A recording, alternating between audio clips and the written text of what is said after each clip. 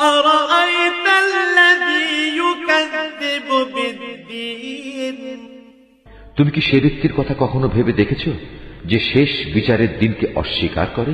فذلك الذي يدع اليتيم এ তো হচ্ছে সে ব্যক্তি যে নিরীহ এতিমকে গলা ধাক্কা দেয়। ولا يحض على طعام المسكين মিসকিনদের খাবার দিতে কখনো সে অন্যদের উৎসাহ দেয় না। فويل للمصلين الذين هم عن صلاتهم ساهون মর্মান্তিক দুর্ভোগ রয়েছে সেসব মুনাফিক নামাজীর জন্য যারা নিজেদের নামাজে উদাসীন থাকে। الذين هم يراءون